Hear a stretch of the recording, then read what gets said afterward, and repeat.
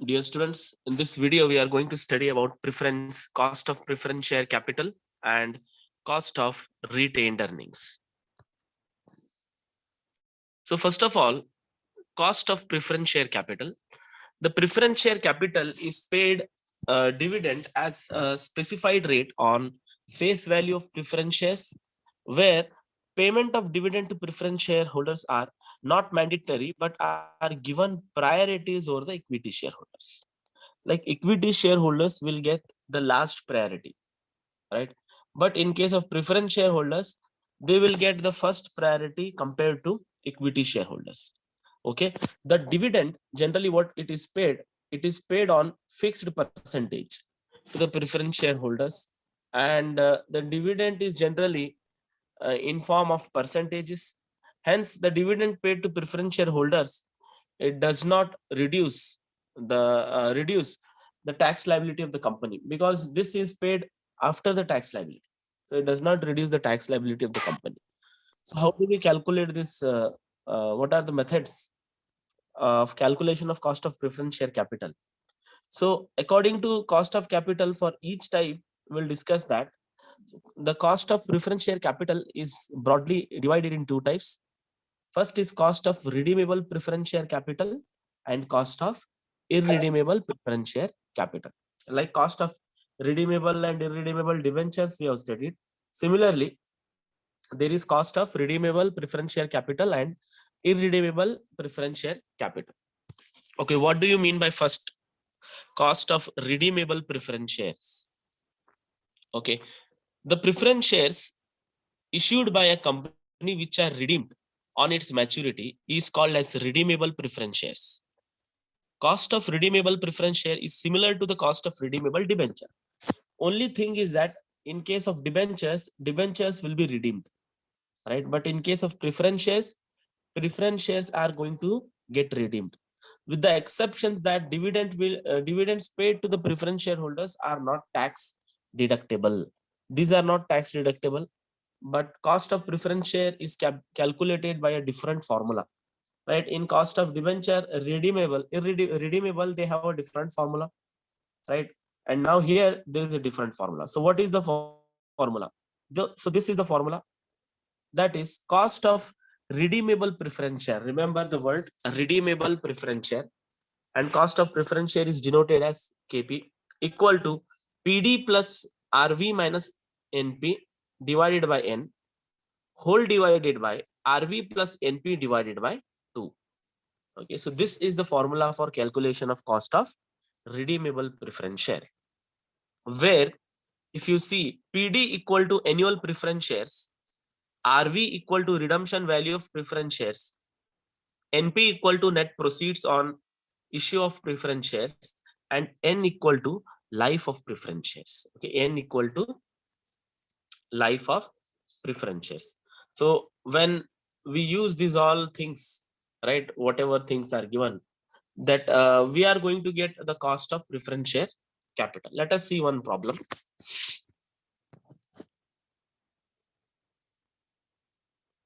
XYZ has issues 2000 10% preference shares of rupees 100 each at rupees 95 each. The company proposes to redeem the preference shares at the end of 10th year from the date of issue. Calculate the cost of preference share.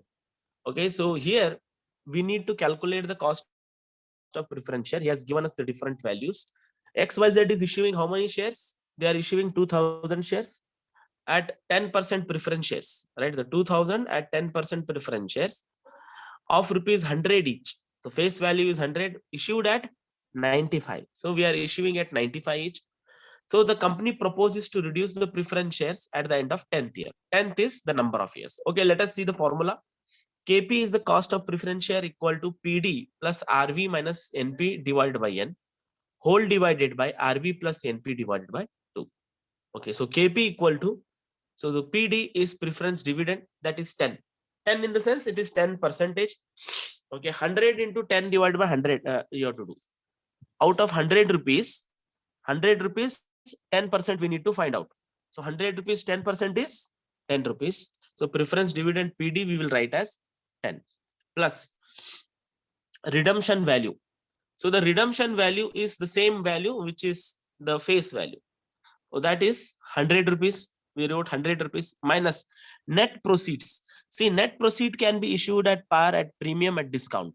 If it is issued at par, it will be 100 minus 100.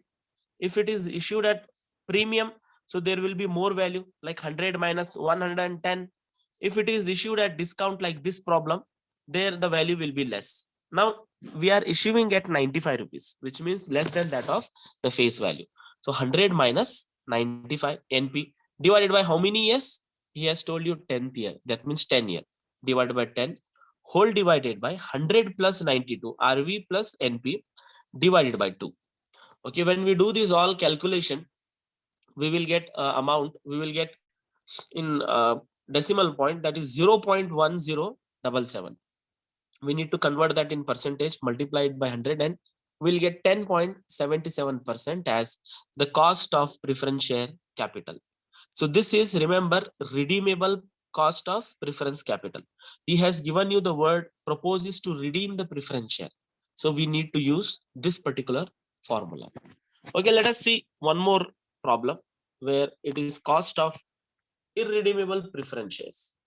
So the irredeemable preference share is similar to calculation of perpetuity, which means while you calculated similarly the cost of irredeemable debentures, similarly it is calculated. The cost is calculated by dividing the preference dividend with the current market price or net proceed from the issue. So how do we calculate the cost of redeemable preference share? So the formula for that is cost of redeemable preference shares equal to PD divided by P0. Okay, so that is annual preference dividend, and P0 is net proceed in issue of preference shares. Okay, net proceeds in issue of preference shares. So when you divide this, and if you want to get in percentage, multiply it by 100.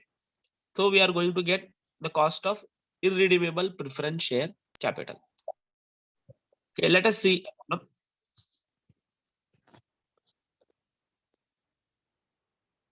So the problem is XYZ and company issues 2000 10% preference shares of rupees 100 each at 95 each. Calculate the cost of preference shares. Okay, so see, similar problem, but only redeemable kind of thing is not there here. That means this is cost of irredeemable preference share. The formula we need to use is KP equal to PD divided by P0.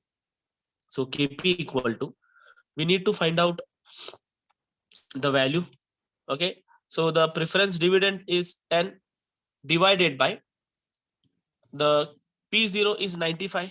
10 divided by 95 you can do directly. So we'll get 0.1053. Then we'll get answer as 10.53%. Okay, there is one more method which he has written. That also you can do it. 10 into 2000.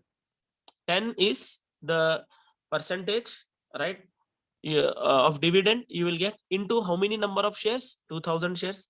So 2000, this is for total. Similarly, 95 rupees each for 2000 shares.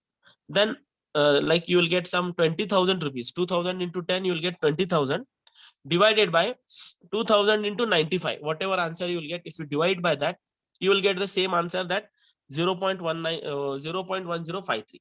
But the difference in both thing is, in 10 divided by 95 he has taken the single unit. He has taken the single unit, like for one share he has calculated, right? For one share it is 95 rupees. Likewise he has done, if you do for collectively also it is correct. Both the methods you can follow. The answer ultimately will get is 10.53%. Okay, let us see one more problem. If R Energy is issuing preference shares at 100 per share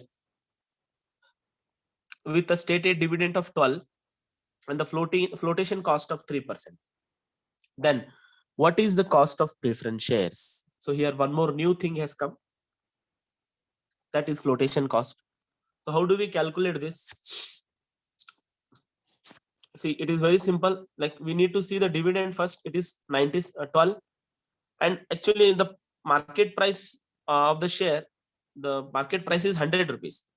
But out of 100 rupees, suppose there are things given like flotation cost, or there are things given like any other expenses like commission or other things. So we need to remove in the market price. Okay. So 100 minus 3%. 100 of that 3% is how much? 3 rupees. So 100 minus 3 is 97. Okay. You see 97 is there. So now see. So preference stock, same formula, equal to market price of the preference share. So that is, we need to remove the flotation cost in that. Okay. So 12 into 12 divided by 100 into bracket 1 minus 0.03. So this way also you can do, or if you don't want, directly also you can reduce. Directly also. How you can reduce directly? Like he has told you 3% as the flotation cost, right? So of 100 rupees, 3% is how much? 3 rupees. So 100 minus 3 rupees is 97 rupees. So 12 divided by 97 you do directly. You will get 0.1237, or in terms of percentage, we'll get 12.37. So this 3%, what we did it calculation, either you can do this way, 1 minus 0.03. 3 divided by 100 if you do, because you want to find out that in decimal number converted. So percentage we want to find out in number. 3 divided by 100 you do, you will get 0.03. 1 minus 0.03. Okay, so you will get 0.097, right? And 100 minus 0.097, so the amount you will get as 97, right? So 100 into 0.097, so you will get 97. That way method is also correct, or you can directly reduce the percentage in the per unit. You will get the same answer. Okay, next type of source we need to learn about cost of retained earnings. Like some other source of fund, retained earnings involves cost. It is opportunity cost for of dividends foregone for the shareholders. Okay, the given figure, it depicts how a company can either keep or reinvest cash or return it to the shareholders as dividend. If the cash is reinvested, the opportunity cost is expected rate of return that shareholders could have obtained by investing in financial assets. Okay, see, this is also a cost which a company has to bear. Like we are studying about cost of debenture, preference shares, cost of loan. So similarly, cost of retained earning is also one kind of important cost. Okay, how does it works? How does this cost of retained earnings works? Okay, let us see here. First of all, there is a firm. Okay, in between there is a firm. Okay, and shareholders are there, and investment opportunities are there, and cost are there. Okay, when you collect any money from the shareholders, you alternatively pay a dividend to the shareholders, and shareholders invest for themselves in investment different kind of opportunities. And the cost what is being generated on the top, that cost is retained earnings. That means in simple, I will tell you, so we don't pay dividend to the shareholders. Okay, we don't pay the dividend to the shareholders. Firm has opportunity to do an investment in some kind of assets, and that investment they are gathering from the shareholders. Shareholders are investing their part of dividend in the company, and the company has to bear some sort of cost for it. So that kind of cost is called as cost of retained earnings. Okay, so how do we calculate this? What is the formula for it? So cost of retained earnings, okay, so that is denoted as, formula is cost of is equal to, actually cost of retained earnings, if you denote it as yes, it is equal to cost of equity shares, and it is equal to cost of equity shares. So the cost of retained earnings KS equal to KE minus TP. So TP is the is any kind of a personal information of the personal tax, right, about any kind of a person. There, if you remove that, you will get cost of retained earnings. And here there will be some flotation cost. When the new issue of security involves some expenditure in form of like underwriting is there, commission is there, brokerage is there, legal and administrative charges are there, registration fees is there. printing expenses are there, because this is a new issue. The sum of these all cost is known as flotation cost. This expenditure is incurred to make securities available to the investors, and the flotation cost is adjusted to arrive net proceed for the calculation of cost of capital. Okay, let us see the problem. A company provides the following details.